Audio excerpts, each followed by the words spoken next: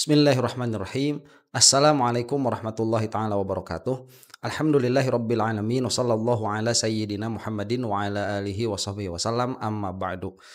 Khalid Basalamah sudah melakukan klarifikasi di podcast yang mana hal yang sama pernah dilakukan juga oleh Nadiem Makarim ya sebelum ditetapkan menjadi tersangka oleh kejaksaan. Podcast ini cukup mengecewakan karena tidak ada kritik, tidak ada kritisisme sama sekali dari hostnya, ya tidak ada. Jadi ini hanya mengiyakan semua yang dikatakan oleh Khalid Basalamah tanpa mendalami apa yang dikatakan oleh Khalid Basalamah. Ini podcastnya 1 jam, tidak mungkin kita reaksi semua dari awal sampai akhir karena keterbatasan waktu. Jadi saya sudah melihat sampai akhir, sampai khatam. Dan bagian terpenting dari informasi yang bisa diberikan oleh Khalid Basalamah itu setengah jam pertama. Itu informasi semua tuh. Kesananya itu ya pertanyaan-pertanyaan tidak signifikan di dalam kasus yang menjerat Khalid Basalamah. Nah, jadi Khalid Basalamah itu kita ambil kesimpulannya dulu ya. Khalid Basalamah itu tetap merasa tidak bersalah. Jadi harus ditekankan dulu bahwa salah atau tidak salah itu bukan menurut perasaan. Kamu bisa saja merasa tidak salah tetapi secara material kamu salah. Kemudian Khalid Basalamah juga banyak inkonsistensi di dalam perkataannya begitu. Dalam satu hal dia mengatakan bahwa dia adalah jamaahnya Muhibbah Tur. Dalam hal yang lain tatkala sudah ke Arab itu masih memposisikan diri sebagai Uhud Tour begitu. Ini banyak sekali ketidaksinkronan di dalam pembicaraan yang bersangkutan. Saya tidak akan masuk ke dalam permasalahan apakah dia itu salah atau tidak karena memang itu adalah wilayahnya KPK. Cuman kalau misalkan kita masuk ke dalam wilayah salah secara agama bisa kita bahas di situ. Secara hukum syariat dia salah begitu. Itu sudah bisa dipastikan. Itu nanti bisa kita lihat ya, dipastikan dalam pengertian zon ya, bukan qot'i, zon yang kuat. Nanti akan kita bahas di pertengahan podcastnya. Jadi kita langsung saja simak bagaimana klarifikasi Khalid Basalamah. Saya rasa kalau misalkan ini podcastnya di Deddy Corbuzier akan sangat jauh berbeda pola tanya jawabnya itu. Kita saksikan ya. Assalamualaikum warahmatullahi wabarakatuh, Ustaz. Waalaikumsalam. Ini langsung aja lah kita to the point karena memang publik juga udah tahu dan penasaran sebetulnya, dan alhamdulillah mudah-mudahan ini menjadi eksklusif karena saya meminta beliau juga untuk hadir di sini. Bilang juga Ustadz kalau bisa mungkin di kita ini clear semuanya, jawab memang apa yang sedang beredar terkait pemanggilan seorang Ustadz Khalid Basalamah. Oke, mudah-mudahan tidak eksklusif ya. Mudah-mudahan Khalid Basalamah ini bisa dipanggil oleh podcaster yang lain supaya lebih jelas permasalahannya. Tapi ya kalau kita mau menunggu KPK juga bisa saja. Itu yang dilakukan oleh KPK. Yang kemarin sempat ramai mengenai kuota haji, ya harusnya mungkin gratis, dibagikan ke jamaah, yang udah menunggu sekian tahun, tapi nyatanya malah ditransaksikan gitu kan, dalam tanda kutip jual beli. Nah ini beritanya kan, Khalid Basalamah diperiksa KPK hampir 8 jam di kasus kuota haji. Kami korban, nah ini menarik. Di sini ada kata korban, nanti mungkin juga Ustadz juga bisa statement. Keluar kata korban ini sebenarnya di sisi yang mananya Ustadz menjadi korban. Mungkin langsung kita mulainya begini Ustadz. Teman-teman juga simak sampai habis, dan perhatikan ya, kita juga nggak pengen ada nanti dipotong apa segala macamnya. Intinya begini Ustadz, dengan dipanggil Ustadz ke KPK, artinya kok langsung set gitu loh. Langsung menghadap gitu. Itu maksudnya bagian dari apa gitu Ustaz? Apa mungkin yakin betul bahwa ya saya memang nggak salah gitu? Atau seperti apa Ustaz? Baik, alhamdulillah wassalatu wassalamu ala Rasulillah. Jazakallah khair dari dan tim semua kasih solusi yang memang duduk bersama untuk membahas ini supaya memang jelas buat masyarakat gitu kan. Jadi nggak terpotong karena media pun mungkin pada saat kami keluar dari KPK itu kan mungkin sesuai dengan pertanyaan dan keinginan masing-masing sehingga mungkin harusnya dia tertata A B C D, jadi dia A loncat ke D, loncat ke F gitu kan. Jadi sampai ke masyarakat pun yang pertama tentunya saya sebagai seorang dai, ya, posisi sebagai dai dan paham benar teori agama. Dia nggak paham teori agama. Sama sekali Khalid Basalamah itu tidak memiliki pemahaman. Saya bisa pastikan itu. Nisa yang berminkum. Hai orang beriman, taat kepada Allah, taat kepada Rasul, dan taat kepada pemerintah kalian. Nah kami sangat yakin dan memang dari dulu guru-guru kami juga mengajarkan itu kita harus patuh pada wali amr selama bukan maksiat kepada Allah SWT. Jadi pada saat kami diminta oleh teman KPK untuk datang. Sebentar. Nah untuk patuh kepada waliul amr itu kamu harus tahu peraturan-peraturannya. Nah Khalid Basalamah bisa sampai terseret ini karena dia tidak tahu peraturan-peraturannya. Tidak bisa kita mengatakan kita taat kepada waliul amr tetapi kita tidak mengetahui peraturan yang dibuat oleh waliul amr, dan kuota haji itu salah satunya. Jadi kalau misalkan kita memang tidak melihat dalam diri Khalid Basalamah ini maksud untuk berbuat jahat, kita masih bisa melihat pada dirinya ini ada kelalaian. Lah kok masa seseorang yang terjun di dalam bisnis umroh, travel begitu ya dan haji, tetapi tidak mengetahui permasalahan mengenai kuota haji begitu. Ini sudah pertanyaan sedari awal. Ini panggilan wali amr, ya. Sehingga itu kewajiban bagi saya secara agama dan juga sebagai warga negara. Nah, kita harus menunjukkan sebagai warga negara yang baik. Saya pun mungkin dijadikan tanda kutip panutan oleh sebagian kaum muslim, saya tidak katakan semuanya, yang saya harus contohkan pada mereka. Nah, bentuk ketaatan itu seperti inilah. Nah, jadi kami jawab, alhamdulillah kita datang. Salah. Bentuk ketaatan itu dengan cara kamu mengetahui peraturan-peraturan yang ada. Kamu paham hukum di dalam negara tersebut. Nah, setelah kamu paham hukum, kamu mentaati hukum tersebut. Terlepas daripada memang kadang ada framing di masyarakat, di media ya, yang tersebar di masyarakat, jadi kesannya langsung mungkin orang paham saya ini terlibat dalam korupsinya gitu. Iya. Nah, padahal sebenarnya kita dipanggil sebagai saksi. Jadi ada 2 kali surat KPK semuanya dipanggil sebagai saksi. Iya sih, rompinya pun juga bukan pakai rompi KPK gitu. Iya, Bolak-balik pakai baju bebas pada umumnya gitu. Lo coba lihat ini hostnya bego ya. Memang belum waktunya begitu. Kita tidak sedang membicarakan seseorang ini dalam posisinya sebagai tersangka atau apalagi terdakwa begitu ya dalam persidangan. Tidak, kita ini membicarakan KPK sedang mengumpulkan data dulu. Yang nggak ada sampai sekarang, belum ada kok. Yang dipakai baju rompi oranye itu belum ada sampai sekarang. Memang lebih sebentar dan dipanggil sebagai saksi, semua juga sedari awal seperti itu. pada arah kita taat pada wali amr, perintah agama, dan juga sebagai warga negara yang baik kita patuh. Oke. Nah, tinggal memang sekaligus karena antum tanya ini, kita perlu luruskan ada liputan 6 dan beberapa media itu pada saat Selasa yang lalu sebelum tanggal 9 mundur 1 pekan itu kebetulan memang ada undangan KPK lagi, cuman saya betul memang sudah ada jadwal karena jadwal taklim kami ini setiap hari. Oh, maaf dipotong Ustaz. Soalnya di berita Ustaz Khalid Basalamah mangkir. Nah itu, jadi kita perlu luruskan masalah mangkir. Ini bukan masalah mangkir. Okay. Saya pun tahunya bahwasanya kita kalau ada halangan kita bisa menyampaikan kepada KPK, dan kami sudah sampaikan. Kalau kami nggak bisa, kami minta ditunda ke Selasa depan. Nah di saat kami tidak hadir itu tiba-tiba sudah nyebar di media kalau kami mangkir. Sebenarnya sama sekali tidak ada mangkir. Oke. Nah, Oke, sebentar. Nah, kalau permasalahan mangkir itu yang bahasa media begitu ya, tidak hadir, bahasa medianya itu mangkir. Apakah itu benar demikian? Ya posisinya sudah disebutkan oleh Khalid Basalamah dan saya percaya saja begitu bahwa ini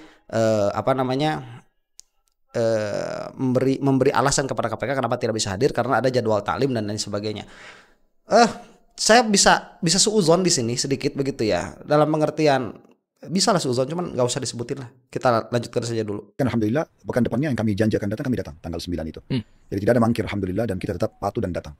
Dan saya alhamdulillah hadapi semua itu dengan saya anggap ini adalah sebuah ketaatan kepada Allah gitu. Tapi dengan berita yang beredar, mangkir dan lain sebagainya, sebetulnya respon dari penyidik KPK itu seperti apa? Maksudnya emang diizinin nggak ketika bahasanya mungkin ini saya reschedule ya karena saya mungkin ada taklim apa segala macamnya gitu. Tapi dia tahu ya KPK-nya. Ya kami kan diberikan nomor untuk kami kontak ya, komunikasi. Oke. Jadi kami memang sudah mengirim informasi ke penyidiknya kalau kami belum bisa hadir. Kami akan minta ditunda ke Selasa depan di tanggal 9. Oke. Nah, dan memang dijawab dari pihak KPK-nya, ya boleh ditunda ke tanggal itu. Oh, terkonfirmasi. Ya. Dari KPK-nya memang kirain tuh slow respon, nggak ada kabar, pending gitu. Memang ada jawaban. Kalau mereka tidak ada jawaban pada saat itu, tentu kami tetap akan datang. Mungkin saya korbankan kajian, kemudian saya akan datang. Tapi memang karena direspon boleh, ya sudah. Oke. Berarti lanjut nih ya. Oke, itu fix ya. Tentang ketidakhadiran Khalid Basalamah pada satu waktu tatkala dipanggil oleh KPK. Fix itu kita anggap tidak ada masalah saja. Setelah misalnya tadi mangkir udah diklarifikasi, untuk yang kronologi asli sebenarnya apa Ustaz? Nanti kan akan sampai ke bahasa korban ya. Mungkin tapi pelan kita bedain dulu antara furoda sama khusus kali ya. Karena di sini yang dititik beratkan adalah pembagian harusnya dibagikan, ini ada furoda, khusus. Ada yang bilang juga nih 92% ke sini, 8% ke sini, dan bahkan jujur ya, saya nonton di tayangan di channelnya Tempo. Nah ini nih, ya kan yang judulnya Yakut Khalil Qomas terseret korupsi kuota haji. Ya, tukang kupas perkara. Nah, artinya bukan fokus pada judulnya, sebenarnya sih gara-gara viral saya nonton videonya. Di menit ke-6 sampai ke-8 lah kurang lebih. Jurnalis yang ada di Tempo tersebut, gitu kan, mas-mas yang ini itu berkatanya malah dari surat edaran menteri, beliau yang bersangkutan, menteri yang bertugas saat itu ya, Pak Yakut itu malah 50-50, dibagi 2, tadi saya dengarnya begitu. Nah, makanya ini agak bingung nih. Sementara dibilang 92,8 dari jurnalis tersebut, hasil surat resmi dari Pak Menteri Agama saat itu 50. Nah, nanti mungkin Ustaz juga bisa bantu jelaskan juga terkait apakah ini juga sudah nyampe ke KPK terkait 90-50 gitu Ustaz. Ya. Silakan Ustaz. Ya, jadi kalau furoda itu adalah visa haji yang dikeluarkan oleh para pangeran-pangeran, diberikan oleh kerajaan Saudi. Sehingga mereka bebas mengundang siapa saja. Dan itu sudah umum. Ini tidak ada hubungannya sama sekali sama kota dan visa yang sedang dibahas gitu ya. Jadi berangkat sendiri, maktabnya pun mereka sendiri, dengan maktab namanya maktab furoda. Tapi mereka bisa resmi masuk ke Saudi. Dan ini yang selama ini kami pakai. Nah, kalau kota ini, pemerintah Saudi memberikan semua negara kota. Nah, Indonesia mendapatkan 221.000 kota pada tahun 2024 itu.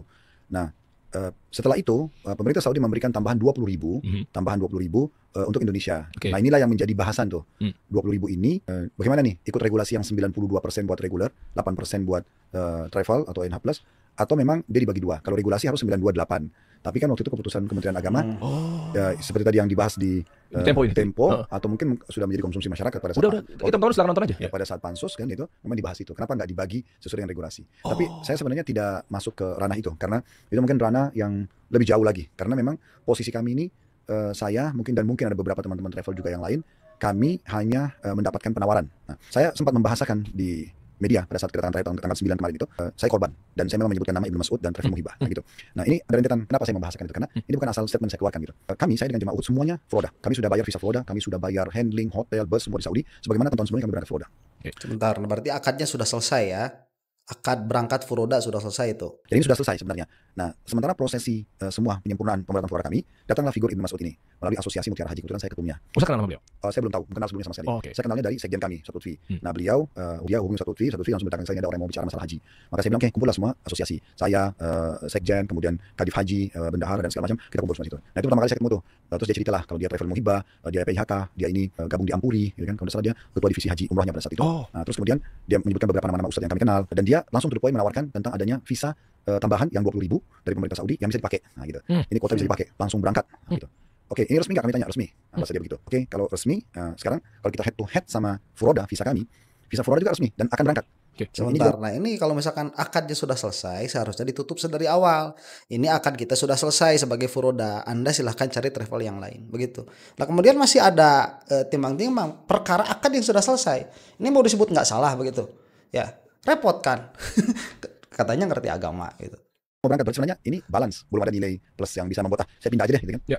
Nah, kemudian tiba-tiba saja dia membahasakan juga kalau kota itu bisa mendapatkan maktab VIP. Ditawarkanlah di selembaran kertas itu maktab VIP zona A, zona B. Nah, maktab VIP ini memang yang menarik buat kami, karena maktab Furoda itu jauh. Sehingga ini bisa menjadi nilai plus selama visa itu resmi, kemudian tidak melanggar peraturan ya. Kami paham itu berarti legal. Terus kemudian dapat maktab VIP. Oke, ini maktab VIP menarik nih, karena dekat sekali sama Jamarat. Maktab VIP itu biasanya di sana dikenal dengan zona biru. Waktu itu zona biru. Didatangkanlah gambar, nggak seperti ini. Oh ini gambarnya, yang VIP yang dekat Jamarat itu yang atas ya? Betul, jadi ini semua yang biru ini sebenarnya zona biru, dianggap zona VIP. Cuman yang bagian atas ini zona buat Asia Tenggara. Jadi Indonesia, Malaysia, Brunei gitu. Yang di sebelah sini, yang saya ini buat Eropa. Kan? Bawah. Ya, intinya yang biru semua zona VIP. Nah ini yang bisa masuk adalah kota. Kalau Furoda nggak bisa masuk ke sini. Makanya karena di bagian atas ini adalah Jamarat, sangat dekat dengan Jamarat, maka kita tertarik. Waktu itu ada maktab 111 sampai 115. Itu berarti haji khusus ya? Haji khusus. Yang dimasukkan kota teman. Jadi Furoda nggak mungkin situ. Nggak bisa. Oke. Nggak bisa. Nah, ini akhirnya menarik nih. Oh, kita bisa masuk sini nih. Selain visanya resmi, kita juga bisa dapat maktab VIP. Oke. Nah, berjalan waktu tentu ada penjelasan tentang masalah visa itu dibayar 4.500 dan waktu itu kami karena Uhud Tour pun izin PIHK kami, izin haji itu keluar akhir 2023. Sementara ini kan kejadian haji 2024. Jadi kami sudah dapat jatah untuk kota tapi memang harus antri. Biasanya itu 6 sampai 7 tahun ke depan. Nah, ini 6 7 tahun ke depan ini dia kita berarti belum bisa berangkat di tahun itu. Tapi karena ini dibahasakan ini adalah percepatan, ini adalah resmi, bisa dipakai. Oke, kalau gitu tidak ada masalah. Nah, karena kami memang PIHK-nya baru keluar 2023, dia tawarkan tuh, pakai PIHK kami, PT Muhibah dari Pekanbaru. Oke, pakai PT-nya dia. Makanya saya sama jemaah semuanya terdaftar sebagai jemaahnya Muhibah. Nah, gitu. Kita terdaftar semua jemaah. Jadi kita diminta bayar visa 4.500, kita terdaftar sebagai jemaahnya dia, kita juga dijanjikan maktab VIP yang kami bayar. Jadi kami ada pembayaran visa, kami ada pembayaran maktab. Waktu itu kami diarahkan maktabnya ke Asosiasi Ampuri. Kami bayarlah semua itu. Dan ini itu kami nggak tahu nih tentang praktek lapangnya seperti apa. Oke, berarti ada pembayaran 4.500, kemudian sebagai visa tadi ya, kemudian yang menjadikan Khalid Basalamah ini tertarik untuk berpindah karena ada fasilitas tambahan di situ, maktab VIP tadi yang disebutkan. Ini poin ya, supaya kita ini bisa melihat di mana ketidaksinkronan perkataan Khalid Basalamah ini. Nah, kita travel Uhud pun yang Allah amanahkan di kami itu kita belum pernah urus kota sebelumnya. Jadi kita tidak tahu tentang masalah kota ini bayar atau tidak dan segala macam gitu. Makanya waktu penyidik KPK menanyakan saya tahu nggak kalau visa ini gratis? Saya nggak tahu. Oh. Ya, Ustaz, kenapa saya nggak tahu? Saya bilang, Bapak, kalau tanya saya, karena selama ini umroh visanya bayar, Furoda bayar, dan memang kami nggak tahu kalau visa kota ini gratis. Oke, kita tambah lagi langsung bahwa saat itu Khalid Basalamah tidak tahu bahwa sebetulnya visa ini adalah kuota gratis. Nah, malah disuruh membayar tadi 4.500. Nah, ini di sini sudah ada kelalaian. Ya, kenapa tidak dicek? Anda itu kan katanya pengurus dari travel begitu, pengurus dari tour. Masa logika sederhana seperti itu saja tidak bisa terbayang begitu, terbersit sedikit. Jadi kalau mau goblok itu jangan goblok amat begitu, jangan terlalu goblok begitu. Kalau mau bego itu jangan kebangetan begonya. Harus ada sense of justice, saya bilang kemarin itu ya. Setidaknya ini kan banyak orang yang banyak orang yang ngantri nih. Kenapa ada seperti itu, meskipun nanti yang dipakai oleh Khalid Basalamah 122, ada 20.000 yang kemudian ini ditawarkan cawe-cawe begitu ke travel. Ini harusnya kan ada tingling. Ya, ini gobloknya keterlaluan Khalid Basalamah itu. Lugu sekali begitu. Kita kalau dengan bahasa yang halus begitu ya, lugu sekali Khalid Basalamah itu. Sampai ya ini gratis ya. Oke, ini bayar ya. Berapa 4.500 karena nanti saya ada VIP ya. Ya, kemudian setelah dipanggil KPK ternyata gratis begitu. Oh, saya nggak tahu. Kirain itu nggak gratis. Kan harusnya tahu jalur. Ini jalur apa? Tadi kan sudah tahu jalurnya. Yang ini jalur pangeran, yang ini jalur dari pemerintah Saudi. Ini dari mana jalurnya? Harusnya kan dipertanyakan dulu begitu. Jadi barangnya barang ilegal ini untuk diperjualbelikan. Lah kok tidak ada sense ke sana? Yang mana saya katakan tadi, kalaupun tidak ada niat jahat di belakangnya, yang mana itu nanti akan ada ya di pembahasan berikutnya, ada kelalaian dari Khalid Basalamah ini. Saya baru tahu ini. Karena bagi saya tadinya semuanya ini berbayar. Ibnu Mas'ud juga nggak ngasih tahu bahwa ini gratis atau Nah, bayar. dia minta bayar. Oh ya Dia ya. kan yang minta bayar, makanya keluar angka 4.500 gitu. Jadi kami bayar itu. Jadi sampai prosesi pembayaran visa, maktab udah selesai semuanya, gitu kan. Dan akhirnya ditanya, Ustaz mau maktab yang mana nih? Kan ada zona A, zona B, zona C. Jadi Sebentar, ini gambar ada juga yang kosong. Yang tadi sudah selesai bagaimana? Kan ada bayar 4.500. Bayar 4.500 ini dari Khalid Basalamah ke Travel Muhibah, atau dia diambil lagi dari orang-orang yang ikut sama Khalid Basalamah ini. Dalam pengertian bahwa kalau misalkan itu dipindah tangankan berarti 4.500 ya sudahlah, ini masuk saja kepada akad yang sudah terjadi furoda. Ini pengkhianatan. Ya, pengkhianatan ini dari Khalid Basalamah. Oh, itu kan misalkan ngasih tahu dulu. Ya, saya nggak tahu urutannya mana dulu. Apa ngasih tahu dulu ke jamaah untuk pindah atau dipindahkan dulu itu dananya ke muhibah baru kemudian dikasih tahu. Kalau misalkan kita nanti melihat ada beberapa jamaahnya Khalid Basalamah yang merasa dirugikan, maka kemungkinan besarnya itu urutannya si duit 4.500-nya ini dia diserahkan dulu ke muhibah yang mana seharusnya gratis itu tadi sebagai pembelian visa. Atau mungkin maktab VIP, beda lagi itu tadi pembayarannya ya secara teknis itu. Nah kemudian setelah itu baru diberitahukan kepada jamaah bahwa tahun ini kita berangkat tidak dengan furoda karena ada tawaran yang lebih menarik.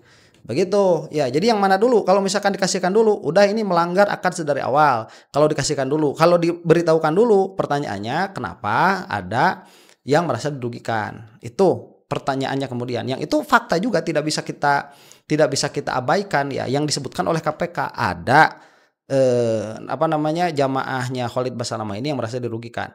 Nanti Khalid Basalamah bisa membela, itu mah urusan dia begitu. Cuman kata-kata ini keluar memang ada dari KPK. ini tentang yang paling atas itu yang ada kayak building, Ya. ada King Fahd Road gitu. Ya. Ini adalah Jamarat. Ya. Ini Askaratul Jamarat. Jadi maktab yang paling dekat ini, maktab 111. Oh. Di sini ya. ada 111, 112, 113, terus aja sampai 115. Nah, ini terus 115 itu paling belakang. Di sini Atas ini, ya ini ada dua, 115 ini sama itu. Yang kecil di segitiga ini Ya ya. betul, itu dikenal dengan islandnya kayak pulaunya gitu. Nah ini semua maktab Asia Tenggara. Oke. Nah seperti itulah. Jadi kami makanya ditanya, Ustaz mau maktab yang mana? Saya bilang saya mau maktab yang paling eksklusif. Waktu itu ada 112. Tapi karena maktab-maktab ini dipegang oleh perusahaan swasta yang menang tender di Saudi. Jadi setiap maktab itu biasa memberikan servis berbeda dan mereka bersaing. Yang paling terkenal 112. Tapi waktu itu bahasanya sudah dibook oleh Malaysia. Sehingga kami pindah ke maktab 111. Memang diberikan dengan jamaah tapi servisnya sedikit lebih kurang dari 112. Oke lah kita bayar, sudah deal nih. Kurang lebih mungkin 2 pekan sebelum berangkat tiba saja. Sebentar, nah berarti uangnya itu kan dari uang yang sudah dipasrahkan oleh jamaah kepada Khalid Basalamah untuk negosiasi tadi begitu ya. Itu uangnya itu dari situ. Pihak Ampuri memberitakan ke staf kami kalau kita pindah dari 111 ke 115. Ya. Jadi kami bingung kenapa dipindah dan apa ya, ini sudah keputusan. Jadi kesannya harus menerima sepihak gitu. Dan akan dikasih kompensasi dipindahin ke maktab 115. Kami udah tekankan itu ke Ibnu Mas'ud ini. Dari awal janjinya 111. Iya. Kenapa pindah? Nah, kita juga sudah bicara sama waktu itu Pak Firman selaku ketua Ampuri. Kami tanya juga, ya, bahasanya ngarahnya adalah ini keputusan. Jadi kita harus lihat siapa orang yang lebih dahulu membayar atau apa. Nah, itu baru bisa dapat. Tapi kan ini tadinya tidak ada bahasa ini. Kesimpulan terakhir adalah terpaksa kita pindah dari 111 ke 115. Mereka bilang ada kompensasi, saya lupa antara 1.500 sampai 1.800 rial per orang. Terus saya sudah bahasakan, saya tidak butuh uangnya, jemaah sudah kita terlanjur bahasakan. Waktu kita mengambil visa ini, kita akan tetap di maktab 111 eksklusif. Gitu kan. Nah, terpaksa kita bahasakan ke jemaah, kemudian kita kembalikan kompensasi ke jemaah. Sebelum memang Ampuri mengembalikan dana kepada kami. Karena memang waktu kami konfirmasi ke Ampuri, berulang kali kami kontak untuk menyelesaikan itu setelah selesai haji pun, terlalu bertele-tele gitu. Nah, akhirnya kesimpulan terakhir, Uhud ini masih punya tunggakan bayaran. Jadi ada selisih yang harus dibayar. Akhirnya bukan kembali kompensasi kami, tapi malah harus oke lah kami selesaikan pada saat itu. Tapi kondisi visa yang kami dikasih dan harus bayar ini, kami tidak tahu kalau itu adalah ilegal misalnya, atau pemakaian kota yang harusnya tidak dipakai. Sebentar. Nah ini juga sudah bermasalah ya. Sedari awal nih apa yang dijanjikan ya oleh Muhibah kepada Khalid Basalamah. Kemudian waktu di sana kan tidak terrealisasi itu tadi dari 111 pindah ke 115. Nah ini bermasalah dengan apa yang sudah dikatakan oleh orang yang mengupload video tentang pelayanan jamaahnya Khalid Basalamah ini. Katanya tidak ada masalah sama sekali, di sana VIP dan sebagainya. Tapi kemudian di sini Khalid Basalamah mengatakan di sini ada permasalahan. Dari yang tadinya eksklusif 111 dipindah ke 115. Ini juga nanti akan ada permasalahan tambahan begitu ya.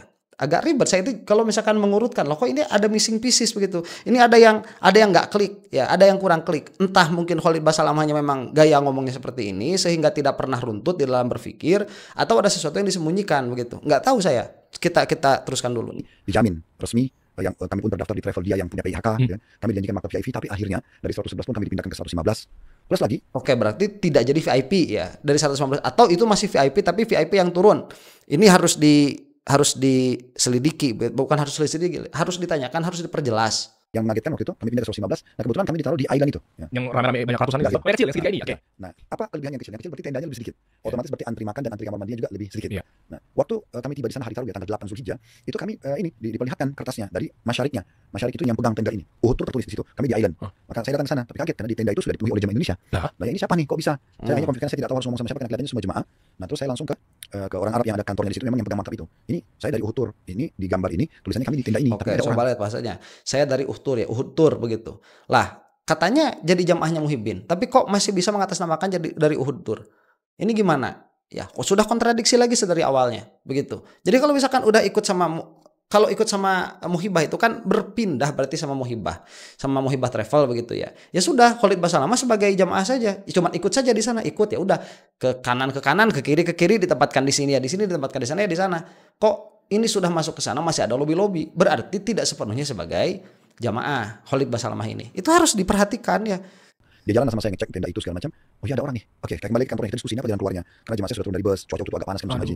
Untungnya masih tanggal 8 Zulhijjah karena hari Tarwiyah ini dianggap sunnah, tidak semua jemaah haji turun di situ ya. Ya mereka biasanya di tanggal 8 hari Arafah baru mereka turun. Nah, akhirnya saya bilang kita kembali ke tenda tadi, siapa tahu ketemu pemimpinnya. Waktu saya dikagetkan untuk kembali ke tenda itu ternyata ada Ibnu Mas'ud. Iya, saya bilang, antum kok di sini? Bukan ini tendanya Uhud. Dia bahasanya sudah kita gabung aja. Oh, anda nggak mau gabung, saya bilang.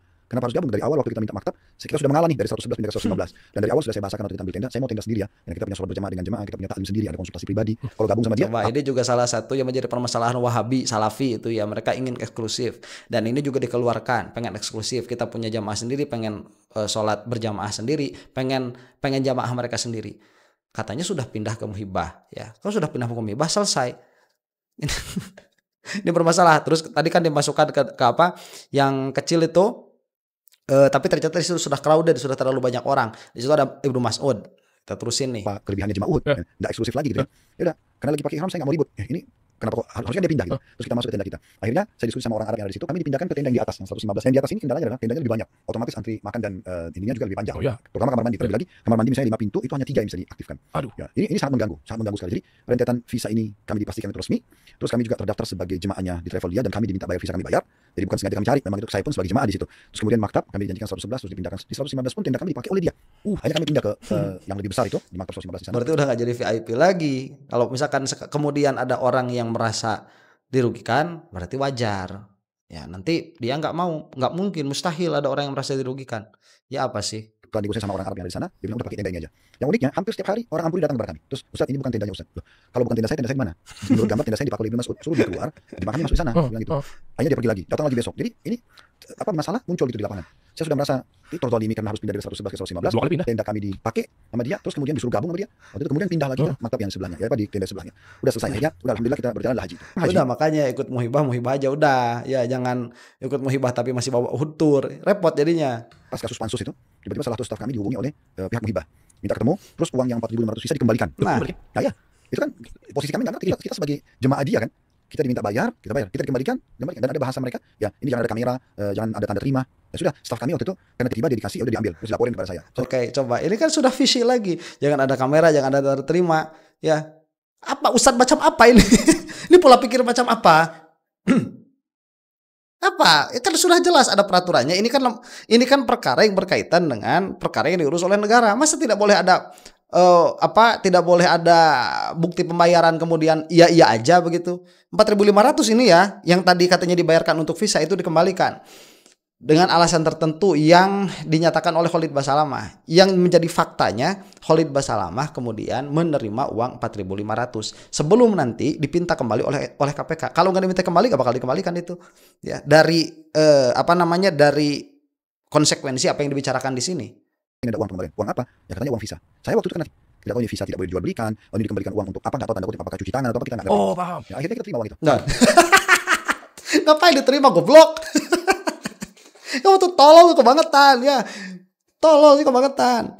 Ngapain diterima 4.500 nggak boleh ada tanda. Ya udah berarti rugi kan? Selesai. Tidak sesuai dengan perjanjian tuh. Ya, perjanjiannya di VIP tapi ternyata tidak, malah di sana dari apa yang dikatakan sih banyak dipimpong begitu, jadi ribet sendiri. Kemudian pulang ke Indonesia dikasih uang 4.500, jangan ada tanda bayar, jangan ada kamera, jangan ada apapun, diterima. Macam apa ini? Penting pun tanya, Ustaz ini uang diapakan? Saya juga nggak ngerti diapakan. Datangnya surat PKP. Ustaz ini mau diapakan? Saya juga gak ngerti diapakan.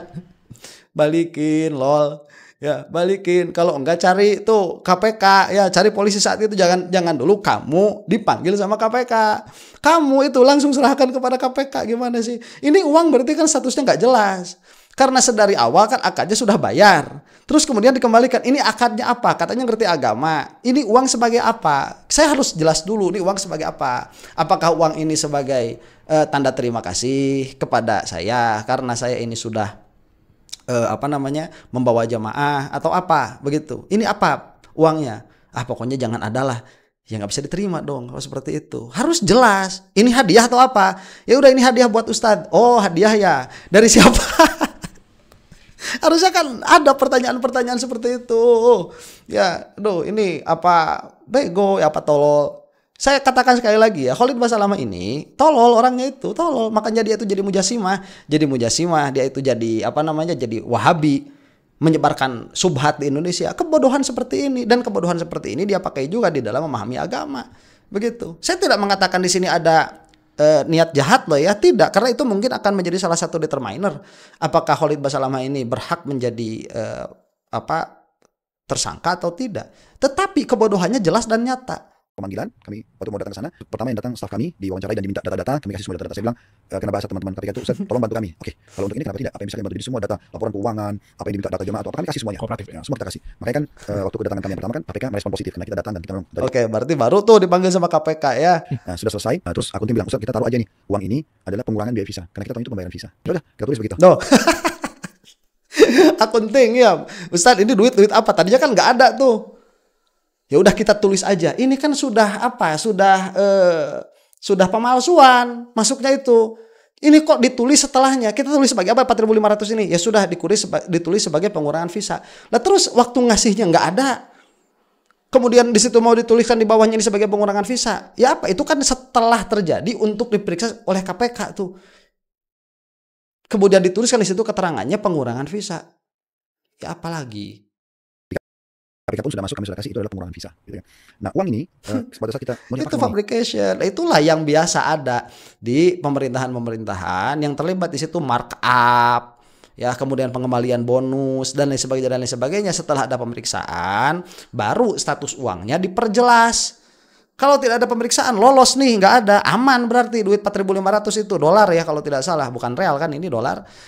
Dikali 122 atau mungkin nanti di akhirnya akan dikali berapa 116 ya, karena beberapa hal lah yang lebih teknis di situ. Saya juga tidak ingin pakai untuk di tiket, kita kan ada pembukingan tiket, pesawat, ada hotel, umroh kan terus berjalan. Tapi uang ini kita masih ragu nih dipakai atau tidak. Jadi saya biarin aja sampai akhirnya panggilan yang kedua KPK minta uang itu dikembalikan. Jadi kita kembalikan.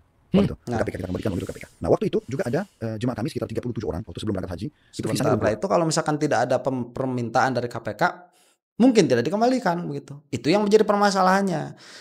Nah, ala kulli hal ya, silahkan lihat podcastnya sendiri dari sini ya. Itu sudah banyak permasalahannya, dan Khalid Basalamah akan meneruskan pembicaraannya atas versi yang dia ucapkan tanpa sedikit pun dikritisi oleh podcaster ini ya, karena sama-sama Wahabinya begitu. Itu permasalahannya. Jadi ala kulli hal ya, sekali lagi kejanggalannya ada, kebodohannya Khalid Basalamah ada, minimalnya kelalaiannya ada, dan kerugian negaranya pun ada. Kemudian hak-hak orang lain yang diambil juga ada. Jadi ini permasalahannya kompleks. Ya, kalau dari sisi hukum, biarkanlah dulu itu ya urusannya KPK. Kalau dari segi agama ini sudah jelas salah, banyak sekali yang dilanggar dari mulai akad, kemudian ghosob dan lain sebagainya. Mudah-mudahan kita semua diampuni oleh Allah Subhanahu wa taala. Wallahu taala a'lam bissawab. Assalamualaikum warahmatullahi taala wabarakatuh.